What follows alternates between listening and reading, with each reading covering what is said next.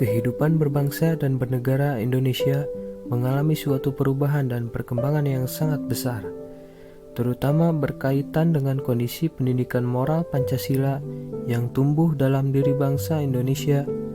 Di era reformasi dan globalisasi ini, kondisi Pancasila seakan-akan hilang dari peredaran, dan bahkan hanya cenderung dijadikan pajangan semata.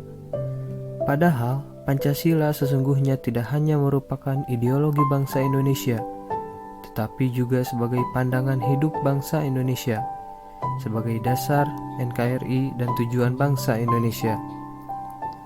Eksistensi sebuah bangsa dapat diukur dari sebuah mana bangsa itu mampu memberikan kontribusi yang nyata bagi kehidupan kemajuan peradaban dunia.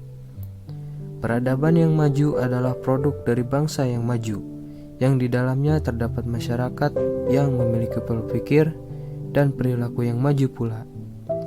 Setiap bangsa pasti memiliki adat istiadat, kebudayaan, bahasa, serta sistem kepercayaan yang berbeda-beda antara satu dan lainnya.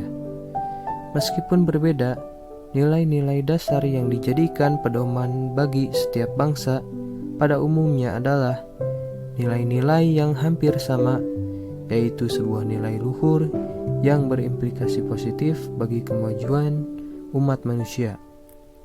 Tak ada satupun bangsa di dunia ini yang berpedoman pada sebuah nilai yang bertentangan dengan nilai-nilai kemanusiaan atau nilai universal. Sebuah bangsa bisa disebut sebagai bangsa yang maju dan kuat apabila nilai-nilai dasar yang menjadi pedomannya benar-benar termanifestasi dalam perilaku sehari-hari, sehingga dalam kehidupan berbangsa tidak ada lagi perilaku penyimpangan, penyelewengan, penjajahan, diskriminasi, dan perilaku-perilaku negatif lainnya. Namun, dewasa ini bangsa Indonesia seolah sedang berada pada posisi yang sangat rapuh. Berbagai permasalahan kian menjamur mengotori bangsa ini. Hampir di setiap lini dan sektor kehidupan tidak luput dari permasalahan yang tidak kunjung terselesaikan. Kondisi kerapuhan bangsa ini harus segera dicarikan solusi dan untuk dihentikan. Oleh karenanya diperlukan upaya serius untuk mengembalikan etika dan moral bangsa agar bisa kembali pada nilai-nilai yang luhur. Dan untuk itu diperlukan sebuah patokan nilai yang bisa diterima oleh seluruh elemen bangsa yang majemuk ini. Sebuah nilai yang tidak bias dan ambigu, melainkan nilai yang mampu mengakomodir seluruh ide-ide masyarakat, mengembalikan moral dan etika di tengah-tengah kondisi bangsa yang majemuk, yang sudah rapuh memang bukan perkara yang mudah. Butuh perjuangan yang keras untuk mewujudkannya. Dan pendidikan Pancasila mulai direaktualisasikanlah yang paling tepat untuk kondisi saat ini. Batasan tentang pendidikan seperti sifat sasarannya yaitu manusia mengandung banyak aspek dan sifatnya sangat kompleks. Karena sifatnya yang kompleks itu, maka tidak sebuah batasan pun yang cukup memadai untuk menjelaskan arti pendidikan secara lengkap. Batasan tentang pendidikan yang dibuat oleh para ahli beraneka ragam dan kandungannya berbeda satu dari yang lainnya.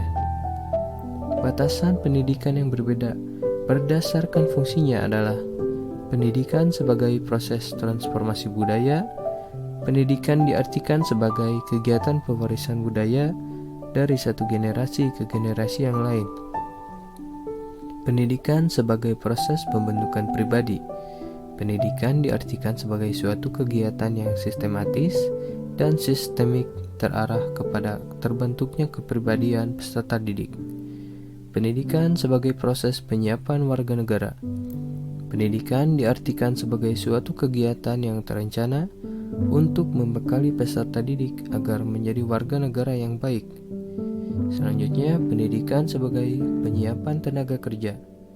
Pendidikan diartikan sebagai kegiatan membimbing peserta didik sehingga memiliki bekal dasar untuk bekerja.